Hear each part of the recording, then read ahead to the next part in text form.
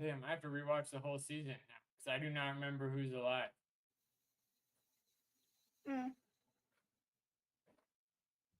All right, well, we're alive, if that's alive enough for you. It is.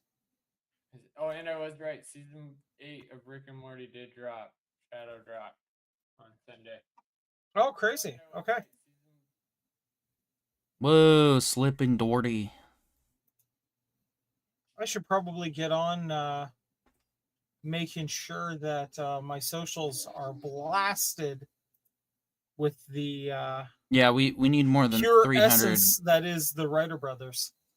I enjoy having 380 subscribers. I'd like to enjoy 380,000 subscribers, 380 million, 380 billion. Which reminds me, humanity, come on, be fruitful and multiply. Let's get on them babies. Bump those numbers up, folks. 7 to 8 per fam.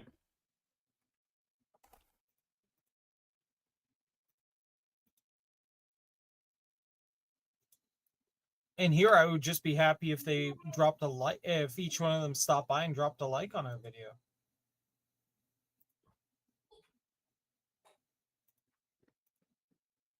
I like to share my full feelings.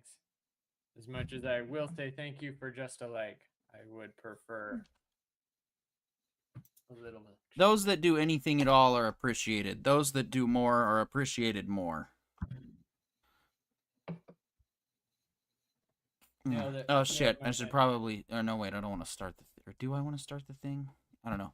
Unless someone's in the comments whining about not seeing anything, then I'll start the thing.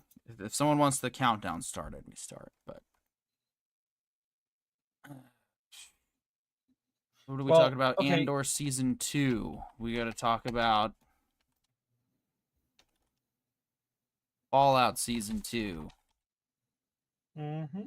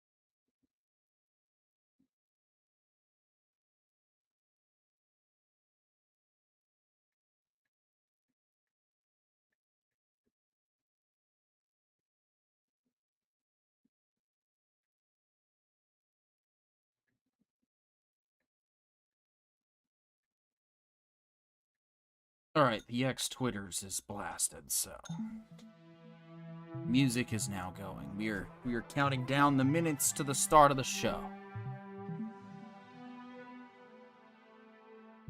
Awesome. So yeah,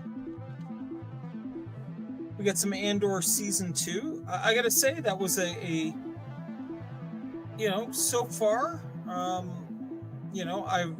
think this is proof positive that Disney can Star Wars. With the sequel trilogy, they just chose not to. Sounds like a good topic for when we're actually doing this show. Yeah. I don't like giving Disney credit anymore. Honestly, it's like finally somebody paid the right guy for the right job. Or gal. I don't care. I just put the right person for the job.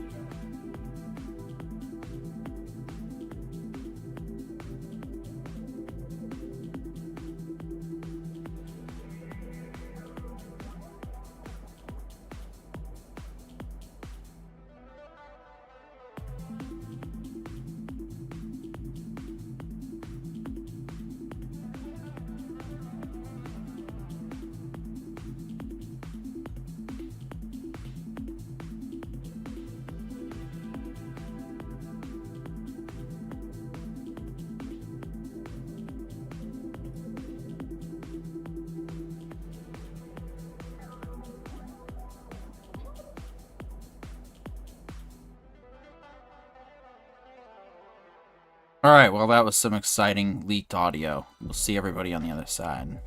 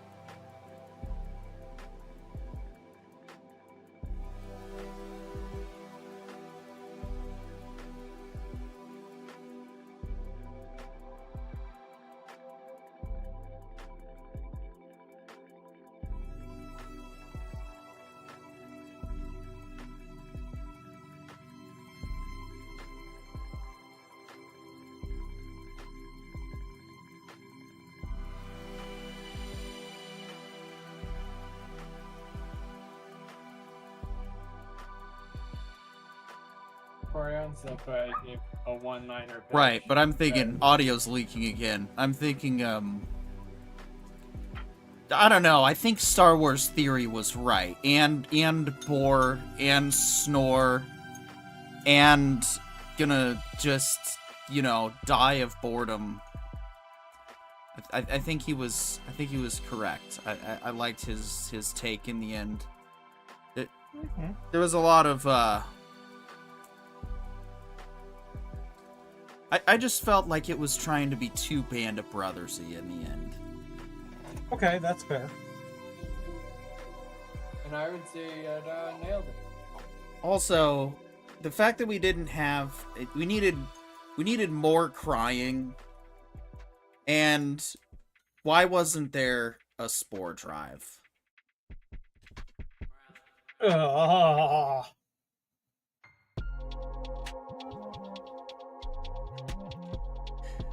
You're right. I think I vomited a little. We definitely need to tease the discussion, but this is the time. This is the time for Petey to get his stupid ideas out of the way. Right?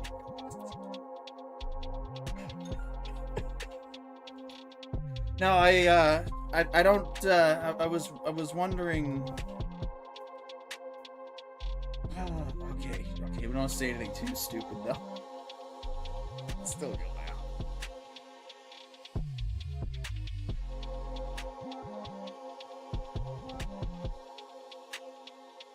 I don't know. So what do you think? How do you think they're gonna tie Andor into Rogue Squadron? Or not Rogue Squadron, Starfighter? Now that's the big question.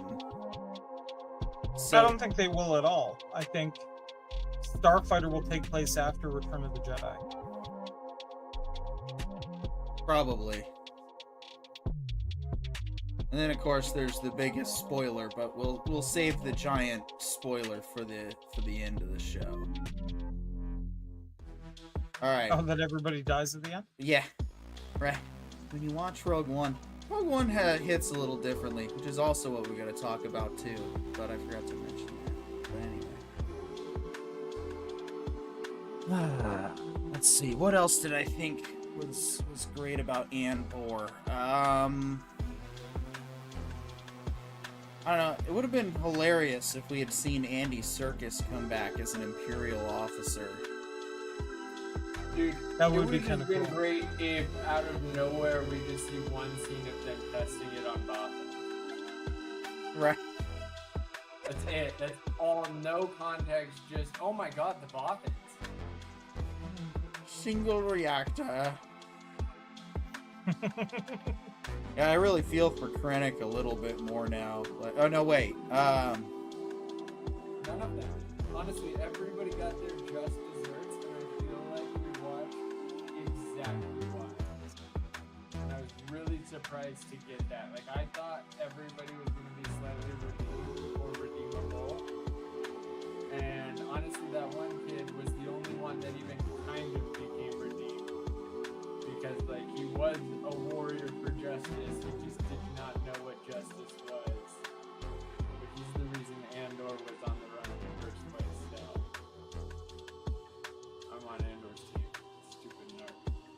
So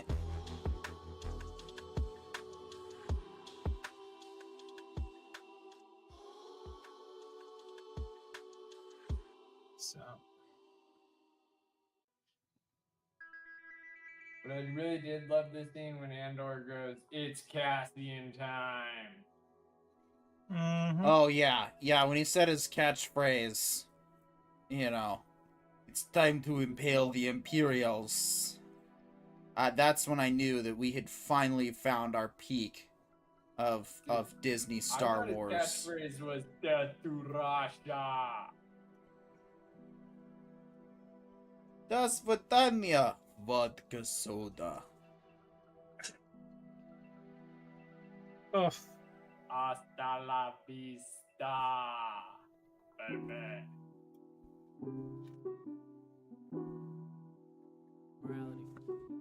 Hasta la multiply, hornies.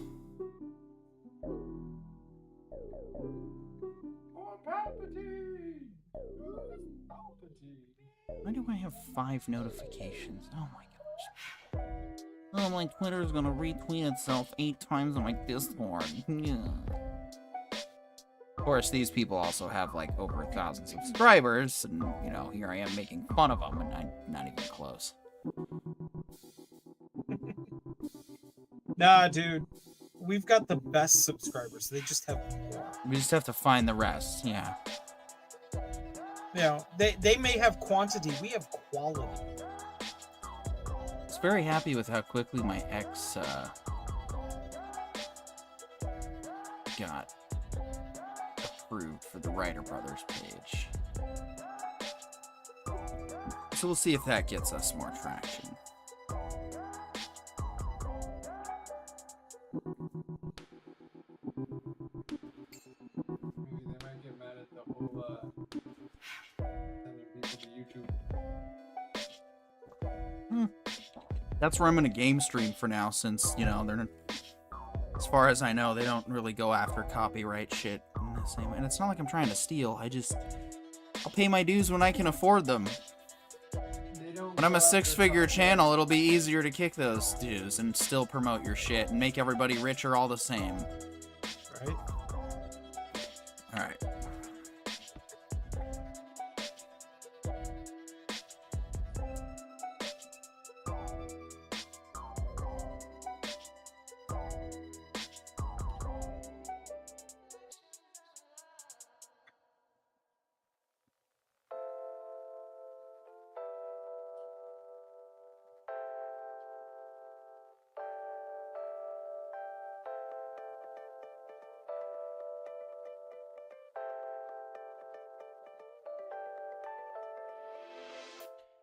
Tonight, we're going to talk about all that stuff going on in the Hollywood world, as well as our thoughts on Andor Season 2 and Fallout Season 2 coming up. All this and more on the Entertainment Information Intelligence Podcast.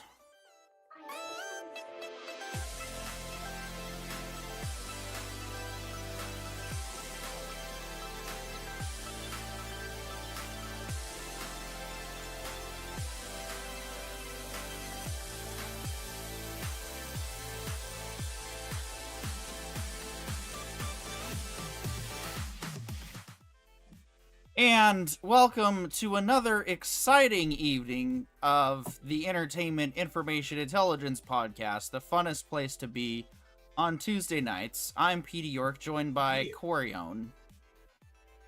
I'm Pollo Zapatos. Yes, you are. You don't introduce yourself unless I say so. Insubordinate piece of Anyway. We are going to... Wait a minute. Doesn't insubordination require a higher rank? No, it doesn't. No, Okay. It's just, you know, there's disrespect and then there's being an idiot like John. Anyway. Speaking of idiots, Amazon's Prime, The Wheel of Time, has been canceled, and as I understand from people like the Nerdporial Lifeforms, hope you're doing well out there. I've been meaning to give you a shout out. this is apparently a good thing. But Corione, maybe you've got some insight into why Wheel of Time being canceled is good and or bad. Oh no, it's a fantastic thing. Look, the Wheel of Time series, they Rings of Powered Wheel of Time. So basically, in Wheel of Time, there are kind of two separate magic systems, one for male, one for female. And Wheel of Time has a lot to do with a little bit of the interplay between the two. And Amazon's Wheel of Time just completely forgot that there was a male one because women power or something. Okay. that that seems like dropping the lore ball pretty hard. Like that does not. I mean, dropping the lore bar like it was a brick. Yes, I would agree. Yeah, It was... yeah. Well, like a brick onto the frickin' balls of the patriarchy, but I guess. Yeah, well, that's it, right? I mean, they did it because they figured they could get away with it, but to me, it changed too much of the story. It basically ignored what Robert Jordan's intent was, in my opinion. I mean, Robert, if you want to come on and disagree with me, by all means, please do. But especially given that I believe that would be coming back from the great beyond to do it. Yeah. But only the deadest celebrities on TWB, anyway. Yeah, but honestly, straight up, in my opinion, it completely ruined the point of the story. It completely ruined how great and epic this is. And frankly, turning people off by just making it about women power does not increase the audience for, a new age to discover how great these books are. So. Fair enough. So may it remain in the dustbin of history. All right. And hopefully, mostly, it just really devalues the IP price so that somebody else can buy it and then fix it. I mean, apparently there is a catch-all phrase that the book series has already pre-written for any bad wheel turns. So it's fascinating. I watched the first season and fell out within the first 5 episodes, but I've heard that some people are trying to give it the old Acolyte try and bring it back. And I hope it gets the same treatment Acolyte season 2 is getting. None. I don't know, man. We gotta hope. I think Acolyte was submitted for some awards thing, so hopefully it's to get no nominations. Huh? So I said getting. I hope it continues to get the Acolyte treatment, which so far has continued to be no. Oh,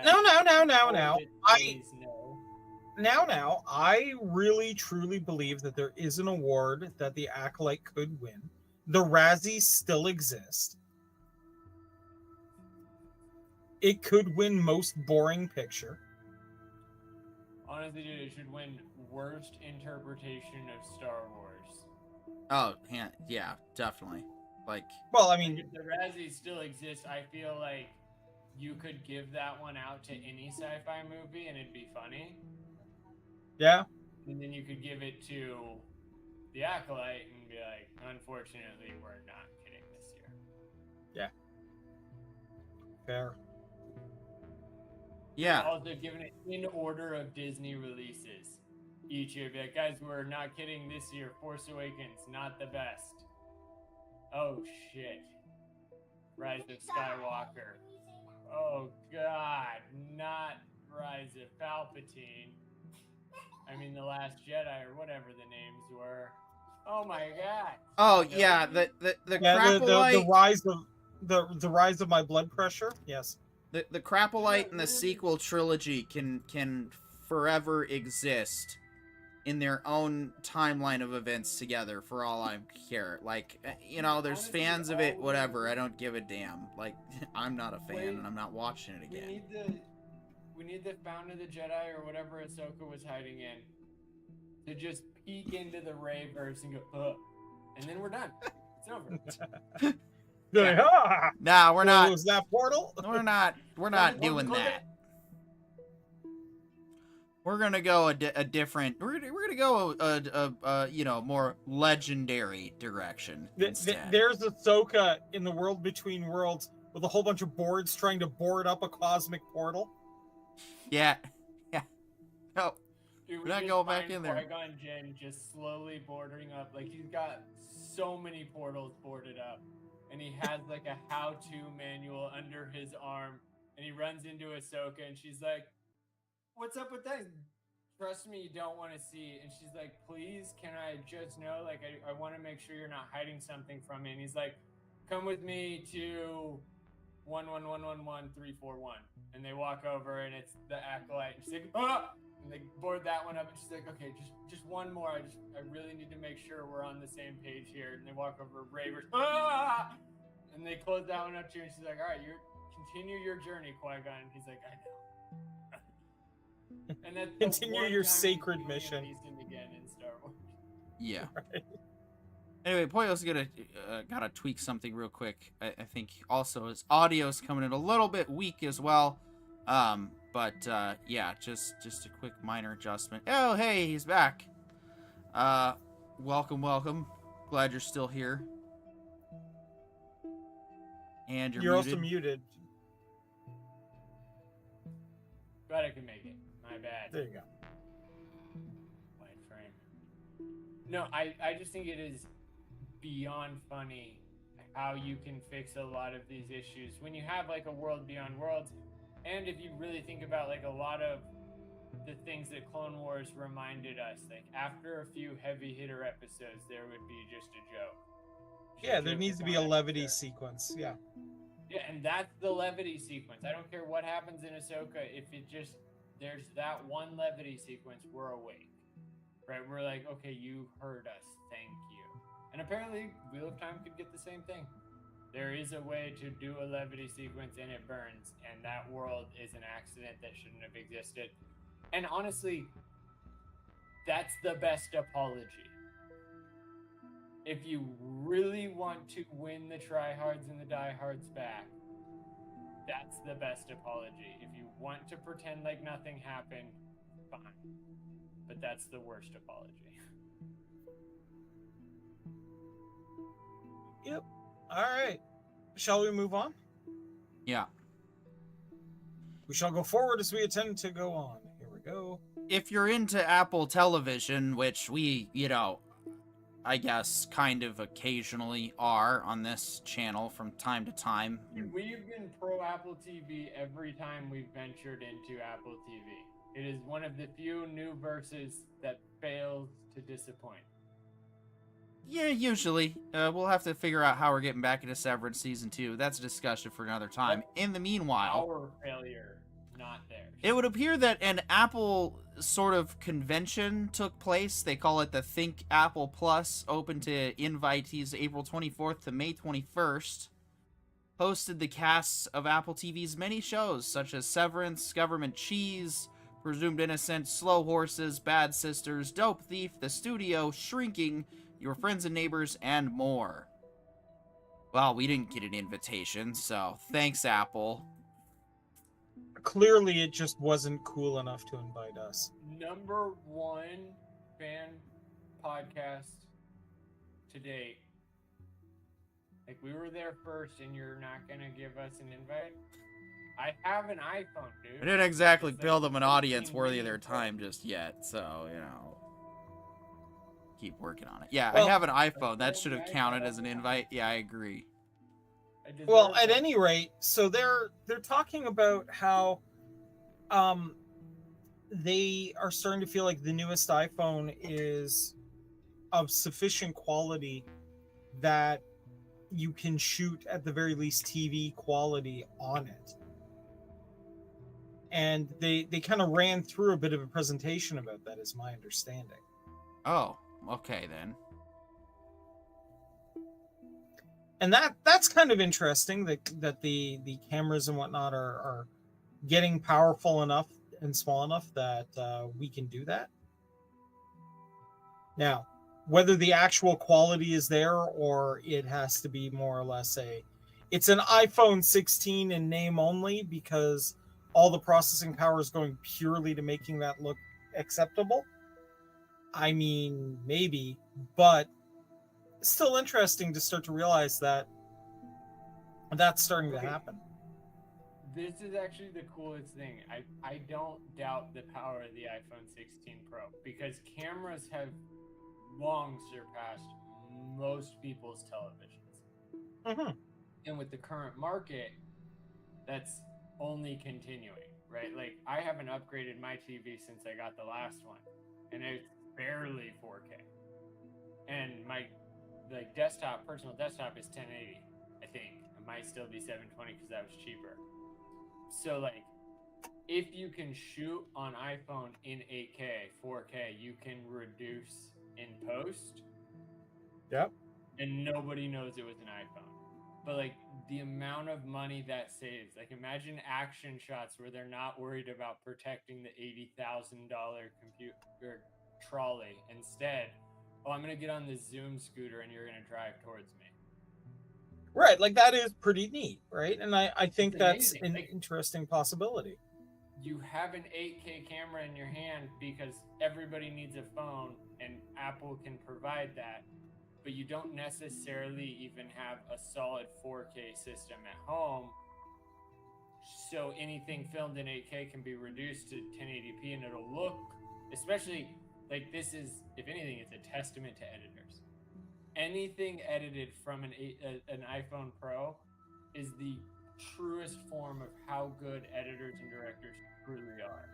Because they can just put 10 guys with phones out there and then have like 3 of them mic'd to other mics that are taking the audio in, and they'll slice in the footage with the audio from other mics. But again, testament to editing. Like the guys that can manage the mouths and manage the scenes and the flybys and the changing and the camera transitions and all of that. Not a testament to Apple, a testament to editors that can manage the things people can do with phones, the things people can do with cameras. Yeah. Shout out to the editors. Yeah. All right. All right. Harry Potter stars talk Universal Epic Universe's Ministry of Magic and thoughts on upcoming series. 3 stars of the original Harry Potter films are open to being involved with the upcoming HBO series in different ways, they revealed while speaking to Hollywood Reporter. Actors Warwick Davis, who played Professor Phileas Flitwick, sorry, I've only seen the movies once, in the films, and James and Oliver Phelps, who portrayed Fred and George Weasley, respectively, all participated in the opening of The Wizarding World of Harry Potter, Ministry of Magic. Oh, nice! They got some of the side characters to show up to an opening. Wasn't that? Oh, there they are. Dude, you know what is cool? One of the side characters decided to come to Boise for our Comic-Con. That was sweet. Yeah. And I mean, Fred and George play a pretty central role in the series. They are side characters, but they get their intense moments in the series. So, you know, and I mean, Warwick Davis is always kind of fun to see. It's good to see him running around. Given that his series Willow kind of collapsed, I'm glad to see he's running around here. Yeah, true, and it sounds like he'll be involved with the new Harry Potter series, so that's awesome. Yeah, I mean, you know, the new Harry Potter series is getting an awful lot of flack, and you know, we've covered that in previous episodes of E2IP. But you know, in the long and short of it is, I do think that you know, we'll have to really see what this new Harry Potter series looks like at the end of the day. They could manage to make this not suck. I'm just still not sure exactly how. Right. Yeah. No. Same. Moving on. David Tennant says he wanted... I'm exactly sure of how. It's the most obvious thing. Put time and effort into the writing. Make the scenes matter. Make the characters matter. And don't bring your own shit to somebody else's party. Yeah, they kind of already did that. Oh, I know. They can edit. Shout out to the editors. Yeah, whenever All they right. decide to show up back to work. David Tennant says he wanted Pedro Pascal's role in the Fantastic Four. I mean, that's cool, I guess. Not really sure what it implies about the movie since it hasn't come out yet, but Well, I mean, David Tennant playing Mr. Fantastic does not sound like the right role for him, right? I mean, He's got a major Benedict Cumberbatch vibe, and eh, Benedict Cumberbatch magically nailed Doctor Strange. Like, I really did not see yeah, Sherlock becoming Doctor Strange. I so didn't either, and think yet he was the perfect choice. right. But I mean, Mr. Fantastic is kind of a shitty human being. And I don't think David Tennant would make, like, I think David Tennant's physicality tends to be a lot more frantic than I want for the very cerebral Mr. Fantastic. That's exactly what I wanted, because like I feel like that was always what they described. If you rewatch the old Fantastic Four, it really sounds like that's who Reed was in the background or growing up in his character. He was a lot more like chaotic minded. Oh, I have an idea. Spill this coffee while doing it, kind of thing. But I don't know, man. I've read some of the original comics. He's kind of more of a jerk, really. Right, like Doctor Who, but really bad at social context. Like, instead of, like, he has the mind to understand everything, but he has the worst social delivery. So he says the meanest things to people because he's trying to be quick and precise, but he forgets that, like, you have to think about how your words impact people. And that's a fun thing to work on. I love that character because what does that teach everybody? Like, a lot of these shows, a lot of superheroes, a lot of all of that stuff is for kids to see a cool thing. Mm-hmm. And so when you get a spastic jerk like that, getting taught how to be polite and considerate, it teaches every other little kid how to be polite and considerate while still being smart. And I think that's a great trope to like bounce off. The problem is like Pedro Pascal can do that too. Like, That's true. there is no role Pedro can't do. We've seen that so far. And Yeah, I mean, he managed But this guy to would make make a us good one feel for for a fans, character I think. without a face, right? So Well, he has experience being characters without faces. I mean, that's how we first got to really know him. In you know, you're watching Game of Thrones, then you saw him get his face crushed in. So, oh man. so To be fair though, that was such a good fight with such a terrible ending. yeah. The perfect ending. That is why you never gloat in a fight. That is why honor matters above all else. You kill your opponent. You don't care about the final words. And he's like, I have to get the final words because that is how I get my honor. And it's like, that's not honor, that's pride. That's how you get your eyes And squeezed that's in. why pride is the folly. So, Lilo and Stitch blows up Memorial Day box office with 183 millionies. Mission Impossible takes 77.5. The last, for sure, final, the end. This is it. This is the last. No more gonna happen. This is it. The Tom Cruise Mission Impossible is officially ended. Until Tom Cruise decides he wants to do another. Do one more last. Yeah, so that's what we've got. We got Mission Impossible and Lilo and Stitch rounding out the box office, which is fairly impressive considering Lilo and Stitch decided not to have the main villain in the live action. This isn't a remake. This is a retelling. This is like, yeah, the way that Avatar: The Last Airbender was a retelling on Netflix. It wasn't a remake. It was a new iteration. I mean, it also is an absolute best for a Disney animated movie done by live action, right? Like, this one actually made money. And that is something to not to sneeze at either. Yeah, I mean, of all movies, though, that you could... Even though they somehow screwed it up. Yeah, but, I mean, come on. This would be the character that would actually pull it off. Like... Right. I even knew when I watched it years ago in the cartoon in the theater, as when it was animated. I was like, this would be an amazing live-action movie. And, well, probably is, except... I don't know. Did you go see it, Corione? So I did, and here's what really blew me away. When I went in, I have my normal, people with me. But here's where things get interesting. In front of me, behind me, and to either side of me were little girls doing their birthday party where they were all dressed as either Lilo or Stitch. And I thought it was interesting that this character is so beloved.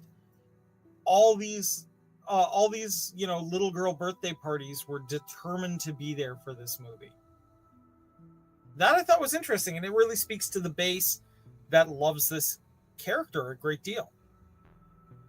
Yeah. So, and the fun part was, it was only the odd, like every, I want to say like 7th or 8th girl, although really I want to describe them as Chaos Goblins, that dressed as Stitch. The rest of them were all dressed as Lilo. And I thought that was also very interesting as well. So what you're saying is a bunch of cultural appropriation. Great. Now we have something new to talk about. All right, what theater was it? No, I need to give us an address right now. We're putting in the comments section. We're gonna hose down. We're gonna hose down these hosers. Hey, time to cancel the theater that Corione was at. No, man, they have the best popcorn in the area. There is no way I'm Popcorn's giving canceled. you that theater address. That is honest not quality human content. It's time to cancel this theater for appropriating culture. I'm sorry, man. I got to protect my sources. Honest human quality content, and we got Dudley Douchebag over here with integrity. Great. You know it. Uh, Although I gotta say, man, Dudley Douchebag sounds like a good ally for DB Kylo on his channel, doesn't it? yeah, it does. When's he gonna show up on this show? Maybe I don't know, man. I think it until you invite him, he's not gonna show. Yeah. Simon Does 64 says, "Hi, I keep streaming background." Oh well, I appreciate that. You're welcome to have us in the background. We appreciate all of our lurkers. Anybody who hangs out with us is appreciated. Those who hang out longer. Well, anyway. Yeah, I mean, I am always willing to say that we have your back, and we'll keep doing that. Maybe. We'll see. But anyway. All right, what do we got? Magellan Review. So what's this one about, Corione? So somebody did a not quite indie film about the story of the explorer Magellan. Okay. Now, when you think about that, you kind of go, okay, that doesn't sound like that big a deal until you realize they had an indie budget and did a historical naval show. Like, think about that for a second. Yeah. How crazy does that have to be able to pull off boats on the water on an indie budget and not make it look like Pirates of Penzance? Like, look at that image. That looks like a legit boat out in the middle of freaking nowhere. It does look pretty good. Dude, and this is where I'm gonna say shout out to the iPhone Pro Max. Right? No, I mean, honestly, like, if you think about it, this is, Petey, you live in the Keys, so, like, you have a ton of, like, tourist pirate ships, right? Now, with the iPhone Pro Max, you have a ton of cheaper movie props. Like, that's really, just trying to round the circle here. and tie in all of our stories, but like that's what a lower budget film or a lower budget cost to produce gets you. So when your cameras can be iPhones and everybody on set already has one, and you need 3 great cameramen with good cameras rather than 12, rather than 20, rather than 44, or whatever anybody else is using, like you're saving a ton of money. Right, and I mean, and also consider things like, honestly, consider not just that, but like the gravitas of the director slash writer here, who found this script that he couldn't get made necessarily by going through the big houses. So he went, forget it, I'm going to make it myself and make it look glorious. And then did. Right? I mean, at the end of the day, a biopic about Magellan sounds, kind of interesting. Like, it could be cool. Could be kind of boring. Like, we know his story. It's pretty common. And the fact is, the most interesting thing about his story is the fact that he was doing so much mapping, not all the cool stuff he encountered, or like, the crazy sword fights he got into, or putting down a mutiny or what have you. No, his mission actually went fairly, reasonably well. Well, especially for the time. Well, until he died. But consider that, man. Like, that's a crazy damn thing to be able to do on a shoestring budget. Like, to me, that's pretty wild. And I thought it deserved recognition. I'm interested in reviewing it when it becomes available, and if there's at least an English subtitle version out there that does interest me. All right, turning now to our final segment for the night, our Andor Season 2 discussion. We couldn't do it last week because other obligations came up, so this is now us finally getting to Andor Season 2. As we were leaking in the earlier, making jokes because, we gotta have our fun that way sometimes, we were talking a little bit about what we thought, and John doesn't think that Disney should get credit for Andor Season 2, and I have to completely agree. It was the writing team, it was the production team, it was the direction, it was the composition, it was everything that It was the writers. Well, yes.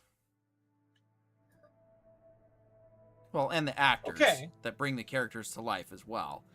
But it was the fact that Kathleen Kennedy wasn't really super involved with this.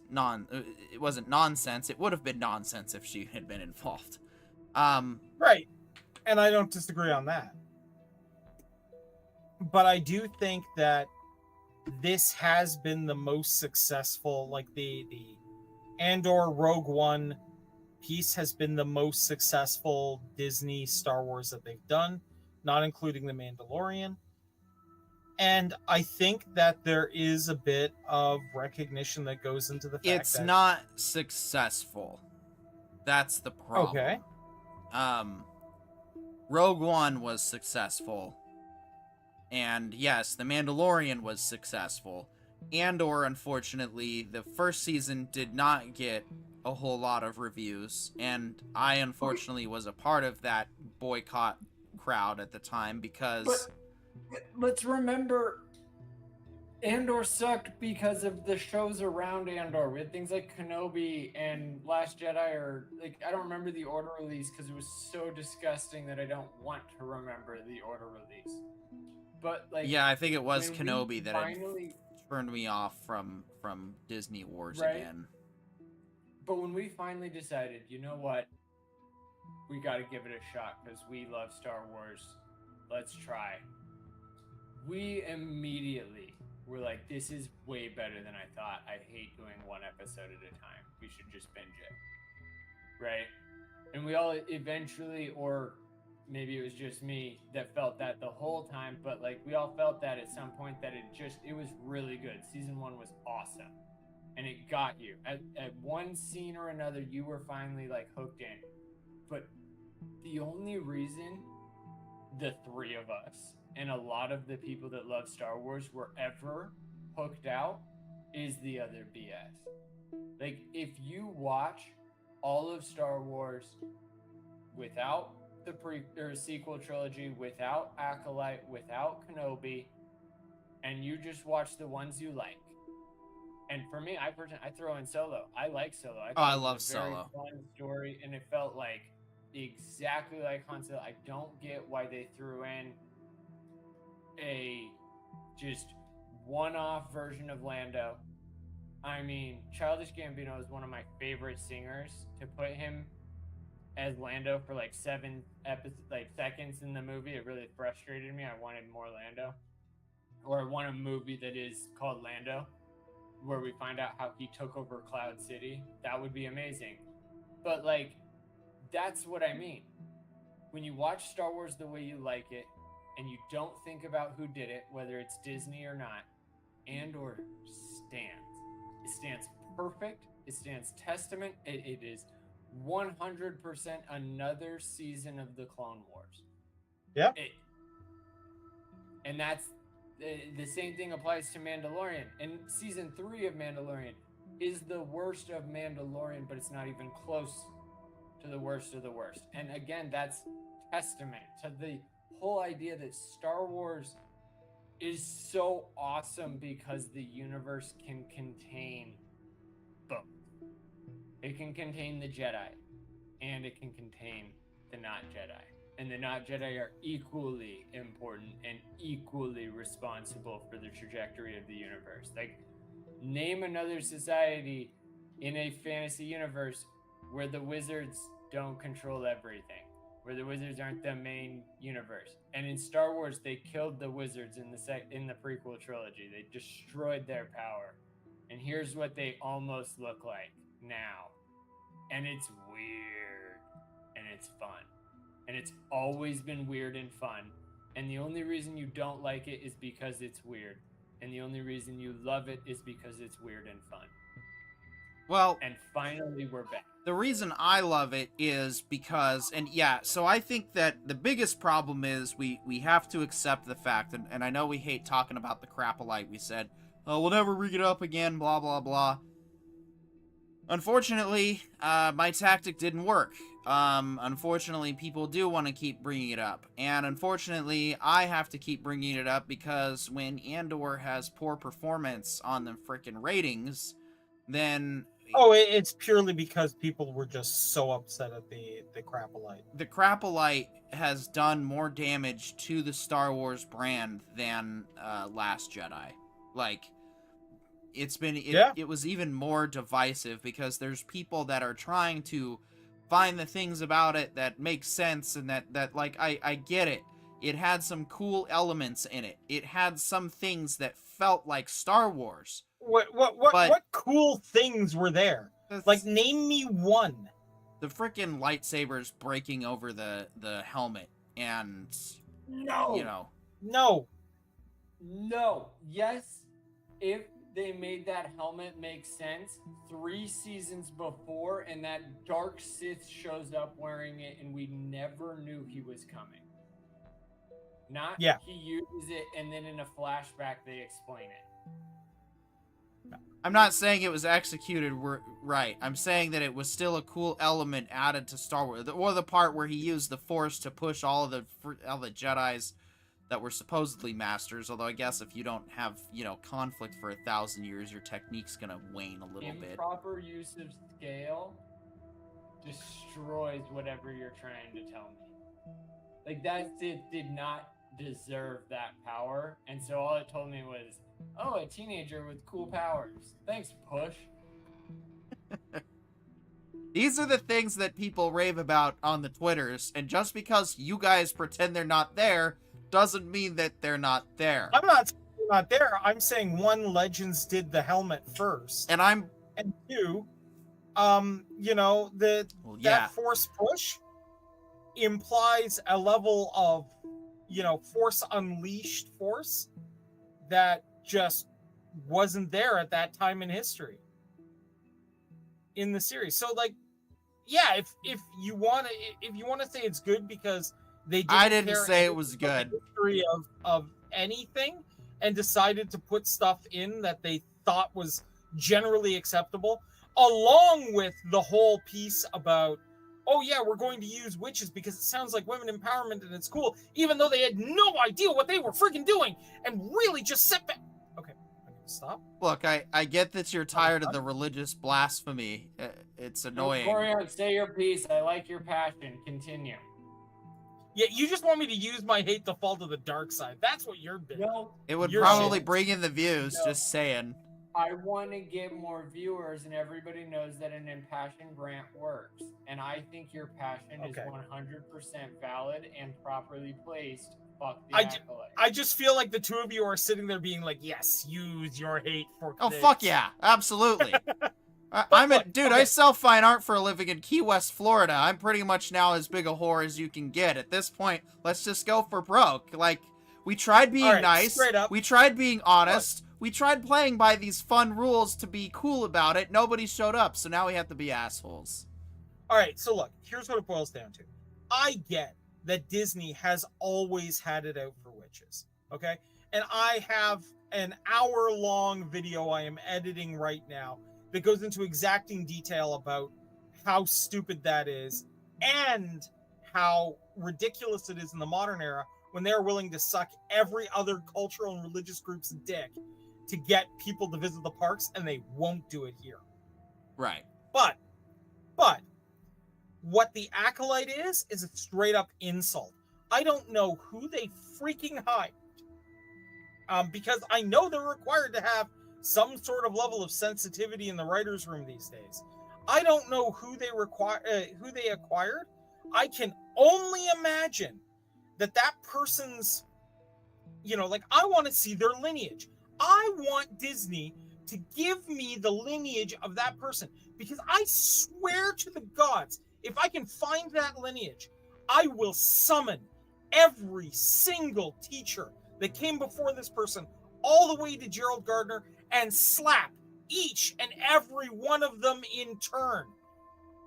I will make sure that the living priestess who allowed this to happen is banned from going to anything so much as a kid's jamboree, much less speaking on behalf of the craft ever again. That'll be my life's mission. That is what I am going to do about this, because I have had enough of this absolute loss. You know what I had just a couple of weeks ago? I had somebody ask me about Witch's portrayal in The Acolyte, acting as if this is somehow accurate.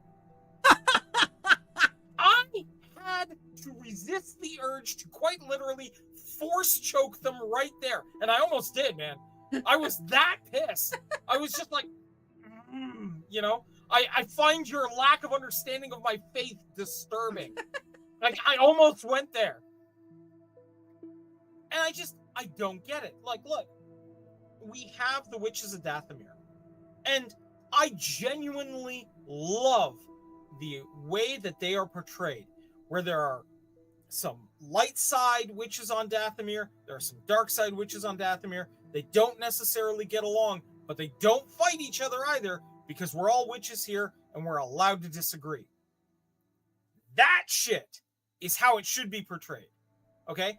That shit shows respect to the actual thing you are attempting to culturally appropriate.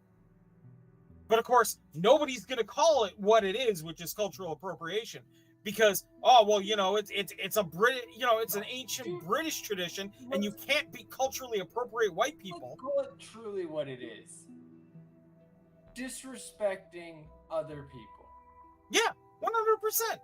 It's 100% a level of disrespect that should get somebody brought up on charges. Ooh. I know like what right it now, is. I'm going to say this right now. I'm putting this out there.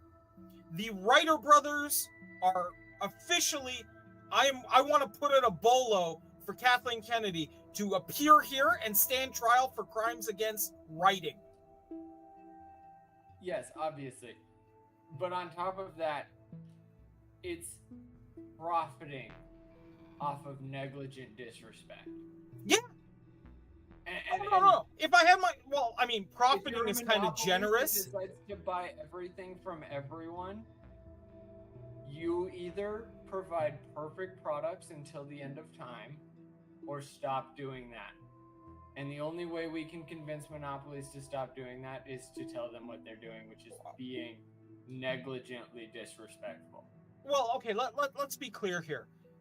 Profiting implies that this series made anything close to resembling a dollar, right? I think if they did make profit, knowing what like the Zimbabwe dollar trades to the US dollar, they might have made one Zimbabwe dollar. Now, maybe. you would be right, except they profited off of all of the witches in all of the fairy tales, so I'm still right.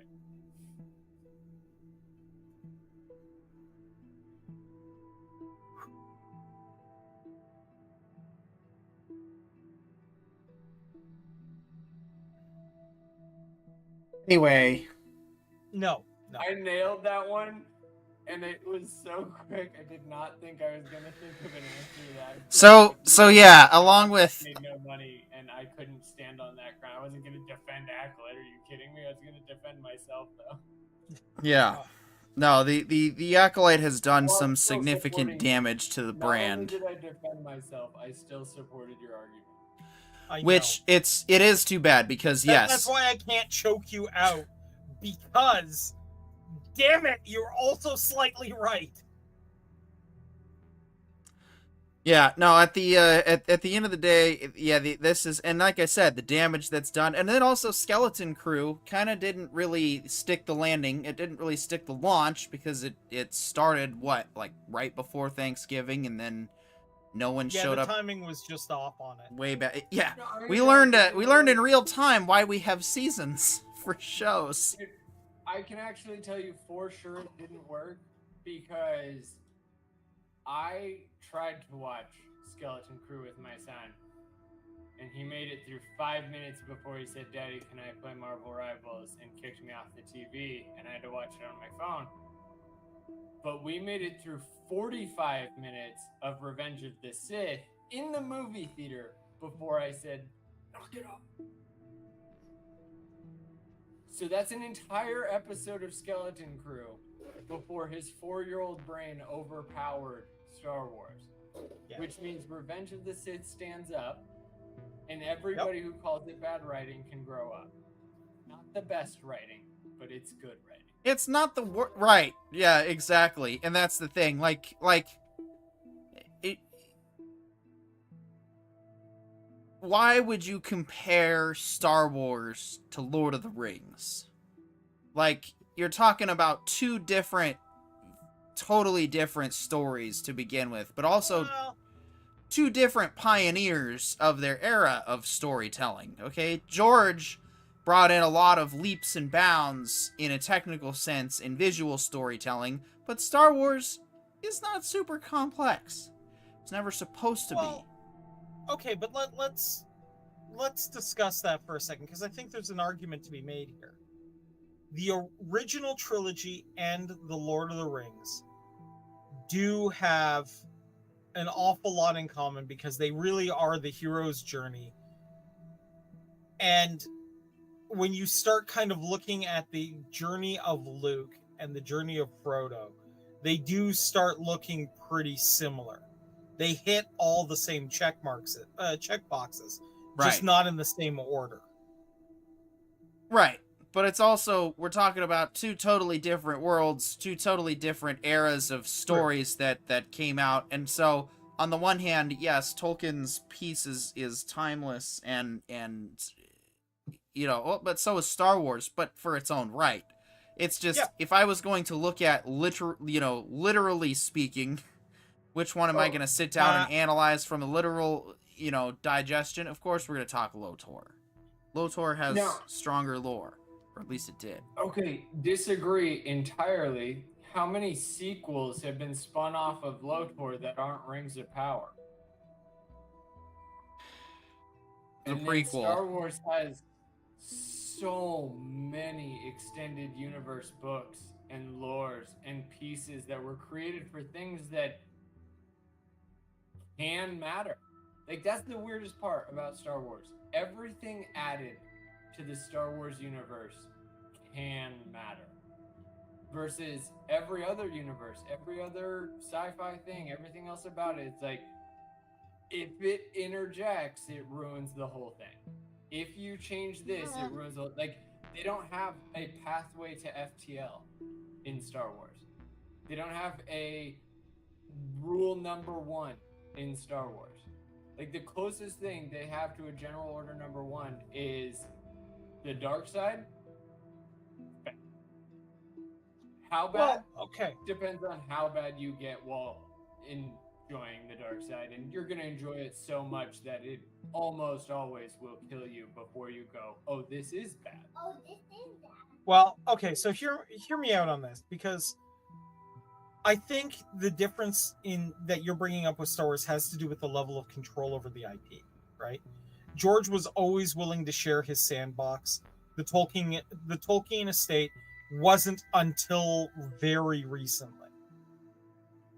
So I do think there is, like, I agree that there is a difference, but the difference has to do with the back end, not the want. Like, I'm willing to bet if But we that were to back end- compare it, That back Well- end applies to George's front end, where he negotiated merchandising rights.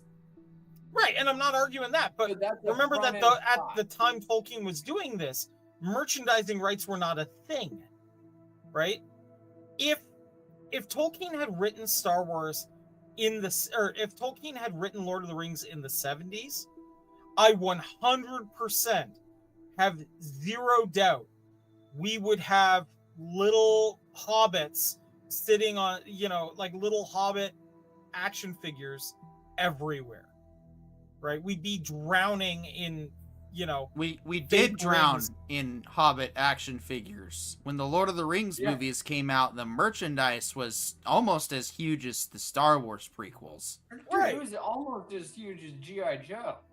yeah. It took the cake, but it didn't go big. And yes, we can talk about like individual actions that stopped it, but that's what I'm talking about. Is George A is still alive? B was right the whole time. And more than anything, like, all Disney needs to do, because they are a monopoly and because they have this ability more than anyone else, talk to George. Yeah. Truly get to know the man that did this. And then also get to know why he let the EU be the EU. Right? Like, he did say what couldn't be in there. He was judicious. Mhm. But he was also fair in his judgment. And I don't know if anybody knows this, and I'm not saying this to you guys, but more to the audience at large. That's called leadership. As a leader, you do have to make judgments, but you are judged based off of the fairness of those judgments over time. If you continue to make fair and just decisions, people will always rally behind you. But if you make cost-effective only decisions, no one will ever rally for you. They'll be like, yeah, that's the guy that'll sell me to his mom if that'll make him money. So yeah, the thing is, all of that considered is why Andor didn't perform as well, and unfortunately, it's hopefully it'll get caught up on the reruns, because I don't know. Did you guys watch Rogue One? Yeah, I did. No, it's why Andor will return. Like, anybody that goes, oh, you know what? I'm gonna give it a shot. They're like, damn, I'm so glad I did. What I'm gonna say about it is it's a more it shows that Star Wars can be for grown-ups without having to resort to, boobs. And it basically showed us what Star Wars would look like if it was made today, but without having to reboot the original trilogy. And I think that's really the special gift that Rogue One and Andor season 1 and 2 end up ultimately giving us. Proto Badger says, are the mics or microphones on low? John's, for some reason, is a bit lower, quieter tonight. Don't know why. Whether he's got the correct one booted up or where it's pulling from, but he's been quieter. Corione and myself should be sounding about normal, hopefully. I mean, I hope I am, but let me double check something here. You've sounded fine to me. It's just yeah. Monkey Minute. Check now. Do I sound any better? Huh? Hey guys, do I sound any better now? You sound better, but yeah, it could be a little bit quieter. Okay. I'll try to be a little careful here. Okay. But yeah, we'll see what John can get his audio figured out. But that's what I appreciated about Andor and Rogue One. And I hadn't seen Rogue One until the other, after season 2 of Andor ended, and I wanted to put it on to see what it was like. I didn't watch it after season 1. I wanted to see just how much they were going to tie the show into the end, and they pretty much walked right up. And I think that, honestly, the execution of Andor season 2 was masterful because it peaks in that third set of episodes, but then we have a resolution that feels complete while also allowing Rogue One to still be a tremendous finale to the story. And so I think... Well, since you've brought up Rogue One, I'm just curious if you noticed the droid that's played by Alan Tudyk. Did you catch the name? K2SO. K2SO4, which is the chemical composition of salt. Ah. So he's a salty bot. Hmm.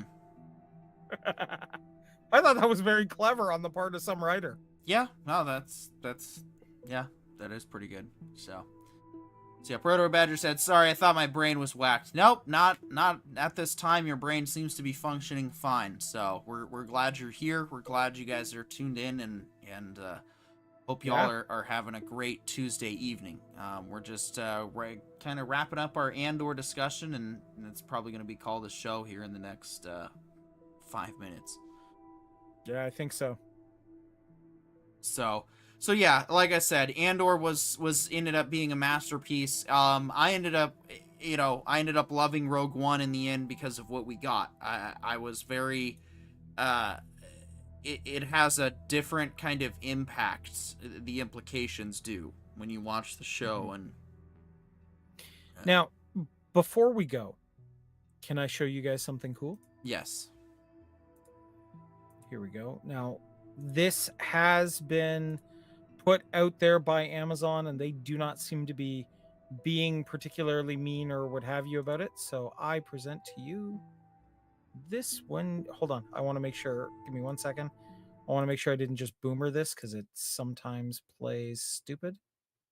Here we go. There we go. All right. There we go. Now I got the audio right. Okay. All right. When you're ready.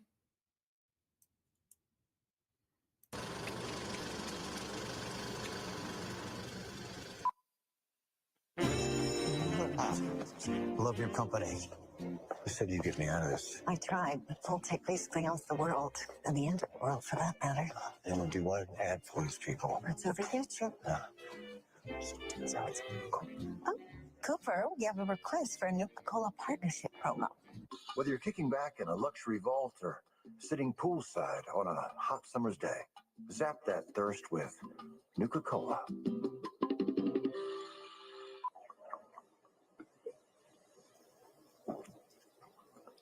Other things that I want to do with my career, you know? I know. Look, I'm an artist. I'm not some corporate pitch man. I know.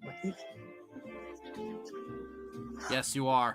You take on this atomic sunscreen, Coop. Sunscreen.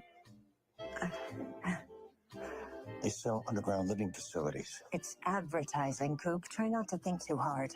Just because you're 100 feet underground doesn't mean you've escaped the sun's harmful UV rays. Give your skin a warm grin with atomic sunscreen. This doesn't work, right? I mean, it's just lotion. Are we done yet? Christmas is a time for family. It's also a time to party your asses off at the Lucky 38 Resort and Casino. We have high-stakes poker for mom and dad and high-security hotel rooms to lock up your kids while you paint the town red.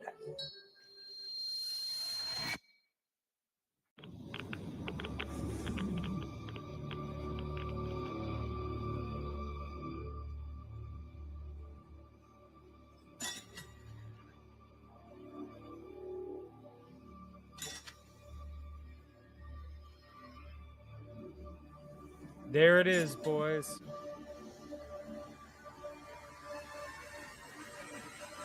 Viva Las Vegas!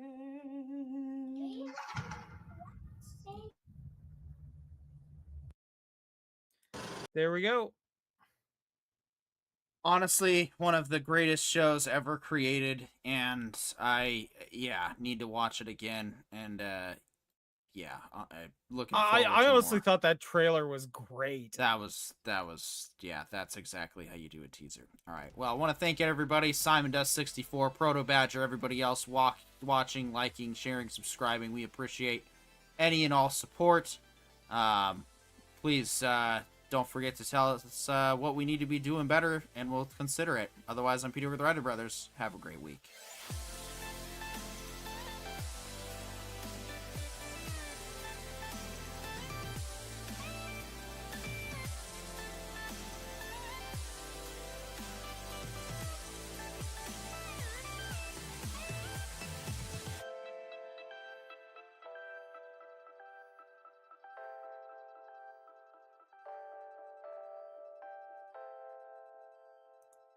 This has been a presentation of the Entertainment Information Intelligence Podcast from the Writer Brothers. The Writer Brothers, restoring respect in a discourse.